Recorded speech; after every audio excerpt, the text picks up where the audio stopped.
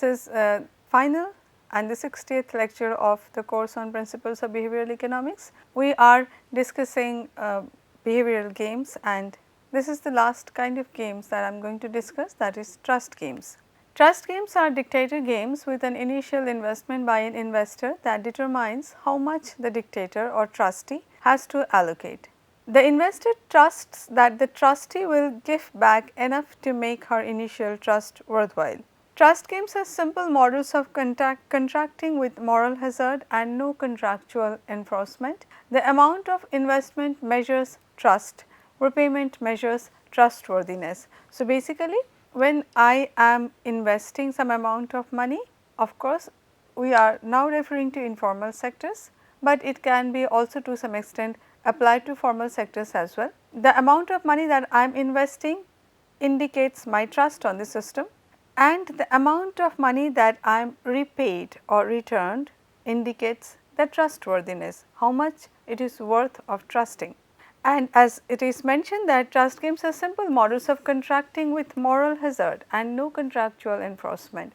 So, when you talk about no contractual enforcement, then possibly we are more towards informal sectors, and the concept of moral hazard is basically the hazard that we would experience once we have selected something which is not trustworthy. We have in economics one concept called information asymmetry.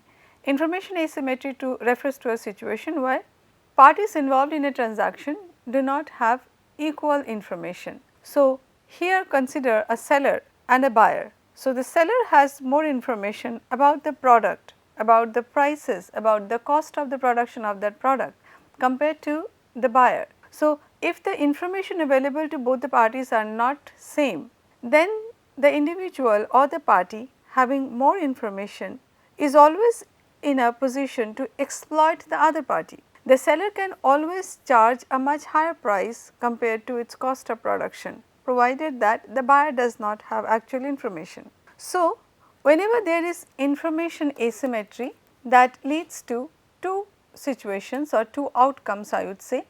One is called adverse selection. This happens before the transaction takes place. So, adverse selection is basically you select something which is adverse.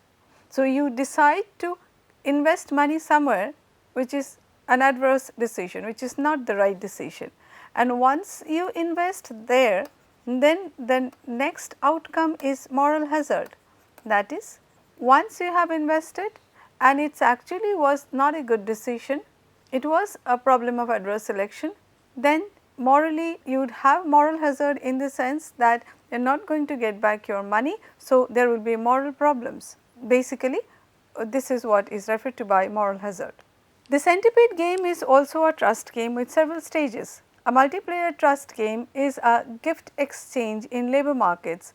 Firms offer wages to workers who accept offers and choose effort levels.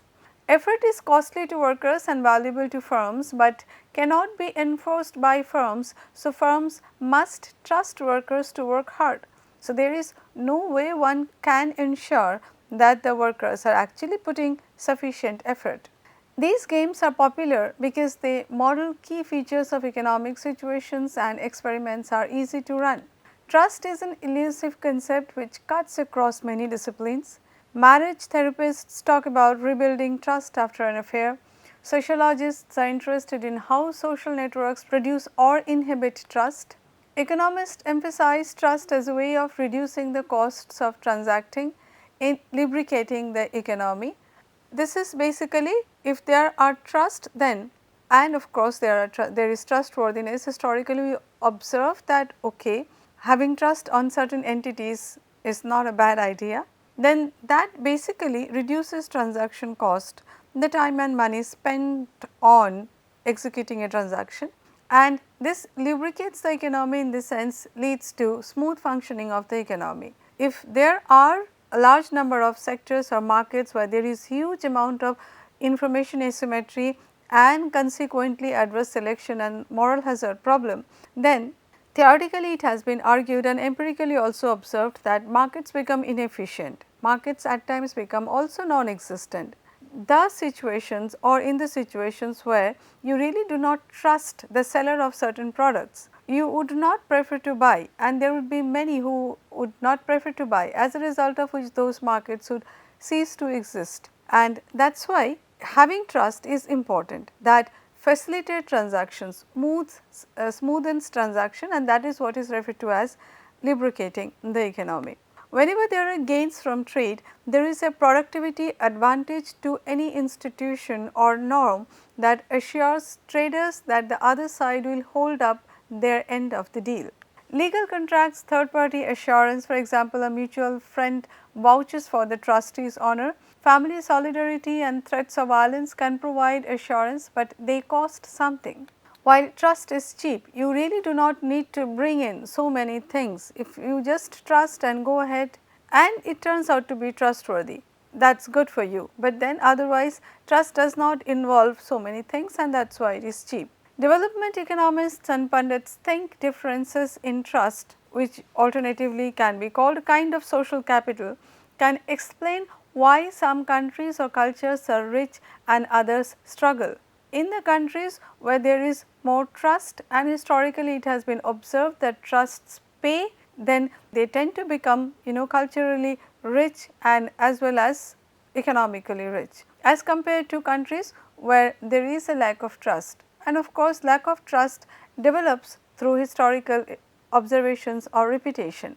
If a large number of people find that trusting certain entities, organizations are not going to be beneficial, is not paying off, then that would lead to form a consensus, and as a result of which there will not be much functioning or smooth functioning of the economy. We take examples of financial markets. Suppose in financial markets, all of you must be aware of the fact that there is regulations related to the fact that companies need to publish their profit loss statements, their annual reports must include all financial details. That is done in order to ensure that parties involving in transactions have complete information about the company where individuals are willing to invest their money. So, if that kind of information is not there, if I do not know much about a company's financial condition, I will not be willing to invest in that company. So, in order to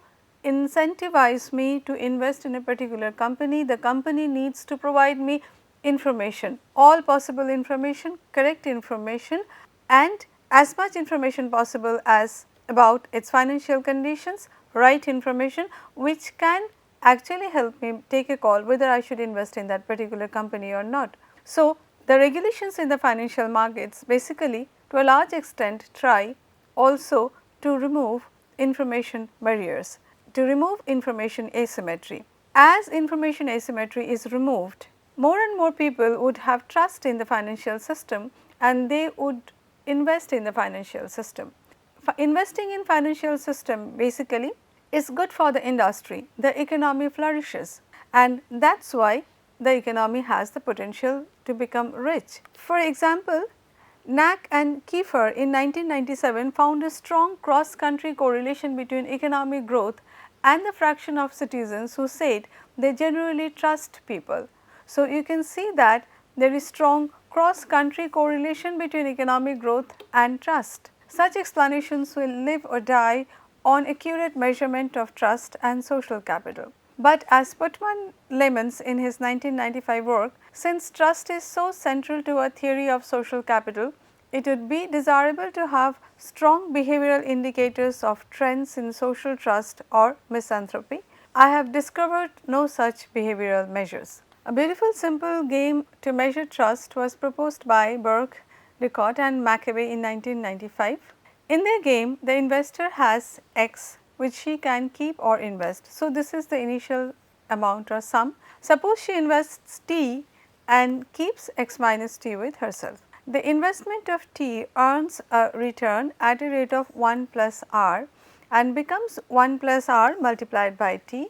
Then the other player, the trustee, that is with whom this investor kept the money with or invested the money with, must decide how much to share of the new amount, which is 1 plus R multiplied by T with the investor.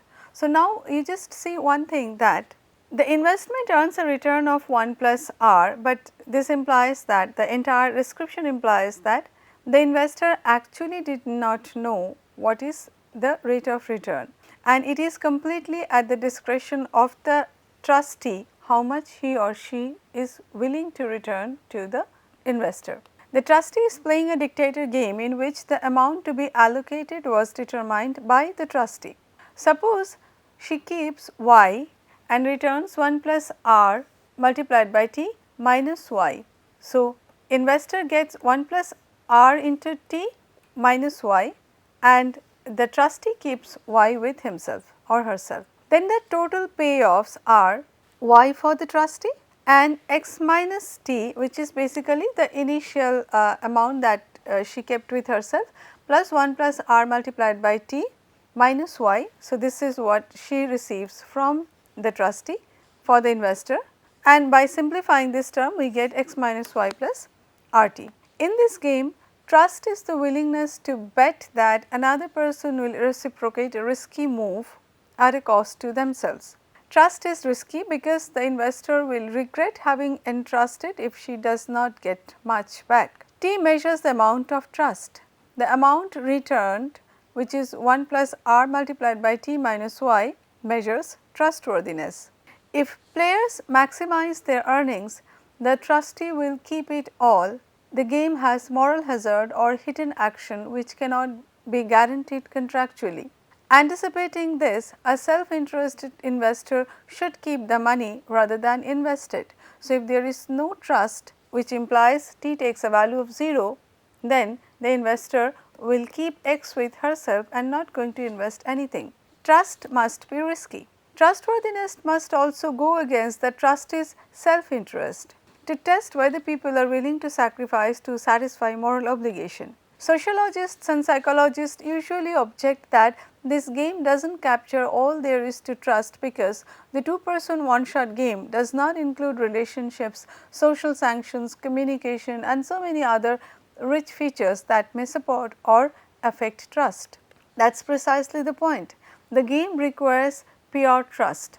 So, even if these factors can include trust, the point is that we are not interested in considering them, because if it is a completely a process which is happening in the market when there is no social sanctions, not much of communication, no relationship between the trustee and the investor, then the point is that how much the investor can trust the trustee. It also provides a plain benchmark against which trust under more complicated conditions can be compared, like a wear mannequin that can be dressed up with clothing. The trust game caught on quickly. Berg, Tickott and McCabe in 1995 played it with an initial amount which is like x is equal to $10, a rate of return equals to 2% and an elegant mailbox design to ensure double blindedness. Double blindedness was discussed or explained previously, where basically anonymity of the trustee and the investor, all of them are maintained. On average, investors put in about 50%, 5 of 32 invested it all and only 2 invested none. So, here we have the graph of the trust game. As mentioned that initially they were given $10, so 1, 2, 3, 4, 5 people invested all, and there were 2 individuals who invested none. You can see that the height of the bar measures total return. This circles measure amount invested and the black circles measure the payback. So, what we observe is that there are 2 situations where payback was equal to the amount invested. There are a large number of situations where payback was less than, specifically payback was less than what was invested, and there are situations where payback was greater than what was invested. The height of the bar, I repeat, represent the total return. Points are arrayed from left to right according to the amount of the investment. The open circle in each bar shows what was invested, that is the amount of T. So, for example, for 5 people it was the entire $10. The height of the bar is the amount available to split, which is basically 3 times the initial investment. So, as you can see, when it is 10, then it is 30, and in a similar fashion when the numbers changed, then the height of the bar is anyway always 3 times the amount invested.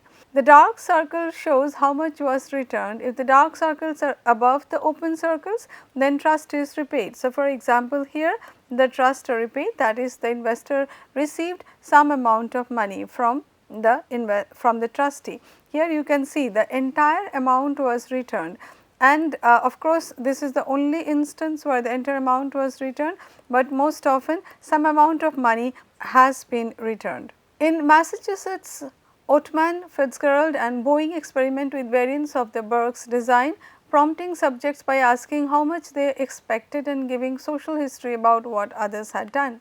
Investments ranged from 40 to 60% across treatments, and repayments averaged 100 to 10%. Cohort found Bulgarian students were surprisingly trusting, investing 70% and getting 150% back. Cohort speculates that Bulgarians are used to trusting among themselves precisely because their trust in authorities is so low. Willinger, Lohmann and Ususnier found that French trusted much less than the Germans, but both nationalities returned about 40%. Ensminger found very little trust and trustworthiness among Orma herds in Kenya. In figure, closed circles represent payments greater than investment. So, where trust is paid, open circles represent payments less than investment. Now, this is the maximum payment line, the red line, and this is the repayment equal to investment line. So, these are the situations where trust is paid, and these are the situations where trust did not pay. The Orma invested 40% of 50 currency units, their currency units, only one invested more than half, and they repaid only 55% as most of the points are open circles close to the zero repayment x axis. Next we talk about multi-stage trust games very briefly. In multi-stage games, trust can usually be supported by repeated game reputation building. So, multi-stage games are not evidence of blind trust and therefore make a different point. A centipede game is a multi-stage trust game in which players alternate moves. Each player can take, ending the game, and take some percentage of the available surplus, or the player can pass, increasing the surplus, and allow the other player a chance to take a pass. The game ends with a terminal node where one player must take. Because there is a terminal node, self-interested players will always take at the end. If players backward induct, this leads to unraveling, taking at all nodes. The typical finding is that players pass until a couple of steps from the end. Play in finitely repeated prisoners' dilemmas, a cousin of centipede games, is similar. So, centipede games with finite moves we have already been discussed, and this can be compared with a multi-stage game, trust game, or rather centipede games are, as we are discussing, a kind of multi-stage trust games, and of course, as we can see that the outcome is discussed here is pretty similar to what we discussed previously. Ho and Wiggelt did 4 move centipede games in which the surplus doubled with each move. Players could take as much as they wanted at each node, and the terminal node is 0,0. Subject gives normal form strategies, that is, they stated in advance whether they would take at each possible node. They did experiments in China, America and Singapore, which is quite westernized, a convex combination of China and America. They observed much more self-interest than in other studies. About 30% of player 1s took at their first node, while 50% of player 2s took at their first node, and players took almost all the surplus, that is 95%. Rappaport and colleagues ran a 3% centipede game with 9 nodes for very large stakes, where subjects could have earned $1,500 if everybody cooperated. So, it is a actually huge amount of money involved. Like Ho and Wiggelt, they observed early taking consistent with self-interest. 1/3 of the games ended at their first or second node. So, these observations are pretty similar to what was observed previously also. These two studies are inconsistent with what McElvey and Palfrey found. The difference is probably due to the presence of a 0-0 terminal node. In the study by Rappaport and colleagues, playing with two other players rather than one is a big psychological step, because it requires a player to trust each of two others and to trust that the others both trust each other, and so on. Now, we will summarize key theoretical approaches underpinning behavioral games and compare the intuitions they embody. So, several parsimonious theories have been proposed to explain a broad sweep of data with a single model of social preference. In theories of pure and impure altruism, players care about the utilities of others or get satisfaction from treating others kindly. In inequality aversion approaches, players can care about earning more money and earning the same as others. In Rabin's reciprocal approach, players make a judgment about whether another player's action is kind or mean, that is, gives the target player a good or bad relative payoff and have a taste for reciprocating both kindness and meanness with the same. Rabin's theory, developed for normal form games, was extended by Diefenberg and Krusteiger and by Falk and Fischbacher. Most data support either inequality aversion or the reciprocal approaches. Altruism theories do not explain both negative and positive behavior towards others without crudely changing the signs of coefficients exogenously. Inequality aversion theories are very promising, or rather they are more promising, but predict a kind of separability. Utilities of terminal node allocations are independent of how those allocations arose and of allocations from unchosen alternatives. Reciprocal approaches get the psychology right. So, reciprocal approaches seem to have the best kind of explanation so far. The main argument in favor of inequality aversion is analytical simplicity, but the history of economic thought shows how quickly the profession can learn to use a tool that seems too unwieldy at first. After all, applying the reciprocity approaches to interesting games cannot possibly be more difficult than the incredibly complicated mathematics now being done in areas such as asset pricing, macroeconomics, epistemological game theory and econometrics. And we conclude by presenting a brief comparison of behavioral and standard game theory. So, assumptions of standard game theory: first of all, people have correct mental representation of the relevant game, that is what we assumed. While in case of behavioral game theory denoted by BGT, we have representation, which basically tells us how a game is mentally represented. Standard game assumes that people choose fully rationally, while in BGT the focus is on initial conditions, that is, players' belief about the game situation, which could be incorrect also. The third one is equilibria are reached instantly and there is no learning from the game. While in case of BGT, we allow for relevant or repeated games, so there is learning, and when learned, then people can always improve. They can, as we suggested, that they can go for more and more cooperation. Number 4, people are motivated purely by self-interest, as is expected from the very concept we initially introduced, econs. While in BGT or in behavioral game theory, we have the concept of social preferences. Individuals are not solely interested in themselves, they can also be interested in the betterment of others. Players have concerns about others' payoffs as well. So, this is how we present a brief comparison of behavioral and standard game theory, and with this I conclude the discussion on strategic interactions, on strategic game theory, as well as the course ends with this discussion. These are the references used for this module. Thank you so much.